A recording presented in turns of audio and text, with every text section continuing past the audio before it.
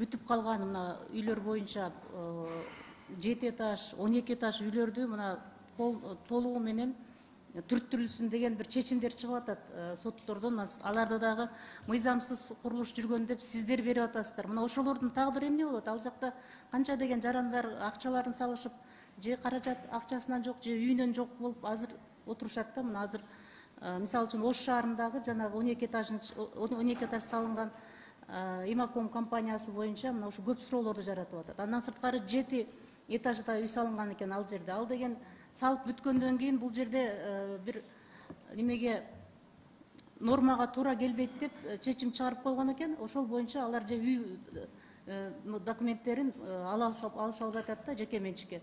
Булардын тагдыры кандай болот? Бул үйдү салып атканда сиздер уруксат бергенсиздер да, алар жөндөн эле же салып башка службалар деле турат. Ушуну бир мындай кандай болот, ушуну айтып коюңуздарчы. Мен ушул боюнча да көп жарандар кайрылып атат. Siz abdan to'g'ri aytib ketdingiz. Hozir respublika bo'yicha 87 mıйзамсыз qurilish bor, qurilib qolgan. Анын ичинде 36-сы бул Бишкек шаарында 36 мыйзамсыз qurulgan объекттер бар. 21-inde биздин жарандарыбыз жашайт. Бирок жоопкерчилик деген бул жекеле мамлекеттик кызматкерлерде эмес да. Ошону салып аткан строительный компания менен бизнесмендер учурунда салбагыла, уруксат кагазын алып салгыла дегенде өзүм билемдик менен келип, аягы ушуга келип такалып, сот иштерде жүрүп атат да. Бирок мен дагы айтып кетет элем. Бул курулуштар 17-18 жылдары жана параллельный строительство деп коет, документтерин дагы алам, курулушта жүргүзөм деп, ошону менен эки жаат болуп отуруп, азыр мындай жатканда тупикке келип такалдык да. Бирок ал үйлөрдү мисалы азыр жер мунапысы болуп атпайбы? Ошондой эле биз легализация боюнча рабочий комиссия кылып туруп, анан эми ал жарандарыбыздын баарын же үйлөрдү бузуп чыгара албайбыз, же элдердин баарын талаа калтыра албайбыз. Бул боюнча отдельный комиссия түзүп туруп анан сейсмикалык корутундусун берет да. Бизде институттар бар да.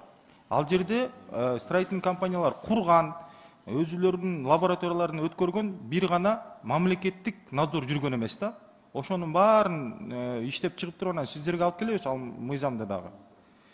Мына ошол боюнча бир жарандардын дагы азыркы мезгилдеги ошол акыбалын ойлоп, ошо мунапыс кабыл аласыздарбы же башка бир документтерди өзүңүздөр туурлап бересиздерби? Бул боюнча мына сөзсүз алар каражатын салгандан кийин карап бериш керек деп ойлоймун. Эгер ошончолук эле коркунучтуу болсо үйдү көчүргөнгө же аны бузганга чындыгында адамга коркунуч алып келе турган болсо гана ал жагын карап, ал эми мындай документ жанагы өзүңүз айткандай параллель документ бүтөрүү деген болчу да мурунчу, бүткөнгө чейин документтерин алып бүтөт эле. Эгерде ошондой бир мындай техникалык бир аз мыйзам бузуулар болсо, анда аны буларды карап туруп тез аранын ичинде буларды бүтөрүп бериш керек да. Анткени бул жакта өзүңүздөр билесиздер, биз андай эле ар бир адамдын ошо 30 жыл, 40 жылдан бери топтоп алган акчасына ошо бир үй алып калайын деп жүргөн ошо жарандар бар. Негизинен бул мыйзамды мен колдоймун. Анан кийин мына башында айтып кеткендей, урматтуу Дастан Далабаевич, булардын азыр бир гана сапатсыз курулуш жана техникалык регламенттерге жазылган курулуш сапатына калган талаптар гана жазылып тур. Бул жерде эгерде мүмкүнчүлүк болсо экинчи окууда мына ушул курулуштарга уруксат кагаздарын мыйзамсыз берип аткан ыйгарым укуктуу органдардын дагы бир мындай жоопкерчилигине карай турган бир жаза дагы жазып киргизип берсек деген сунушумду айтайын дедим. Рахмат. Тура негизи урматтуу Гүлшаркан Оконовна, негизи мыйзамсыз курулуштар болбош керек да негизи. Бирок мына жоопкерчилик жок болгондон кийин ушундай боло берет экен.